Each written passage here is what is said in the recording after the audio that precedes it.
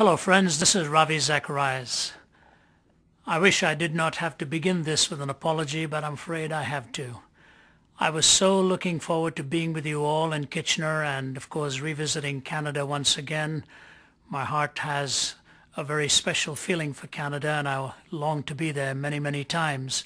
But over the last 2 weeks some very significant piece of information have come my way. I've been struggling a lot with some lower back pain that has been intensifying.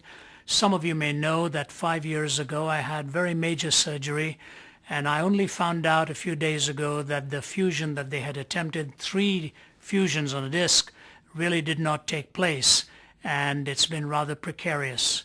The doctor on examination has come to the conclusion that the problem is climbing upwards, and now an extra disc is threatened as well, and in his words it's going to take a big boot to correct this. Major surgery that could last a day, followed up with about 4 to 6 months off the road. I actually asked him if I could wait till the end of the year in order to do this, and his words were, no, I would not wait that long. So my dear friend, with much regret, I have to say to you, I'm sorry that I will not be able to keep this appointment. In fact, after May, I'm having to cancel everything in order to get this surgery done. Even just now as I'm talking to you, I've just come from the doctor's office. They're even attempting to possibly do this in 1 or 2 stages in small increments. All that to say that my desire in being with you at True Search to celebrate this occasion with the Watchman, 40 years of great ministry, I'm going to have to skip and just wish you well and wish you God's blessing. But I'm a firm believer in this, that God not only orders your steps, God also stops your steps.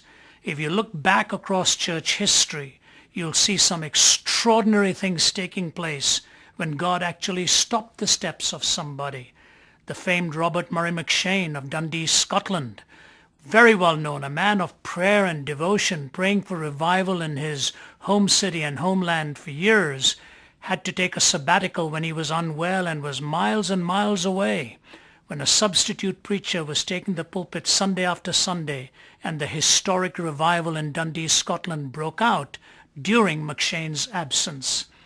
I remember hearing the story of Tory Johnson as he told it. He was one of the founders of Youth for Christ, and on an occasion he had to cancel a meeting. I don't know what the circumstances were.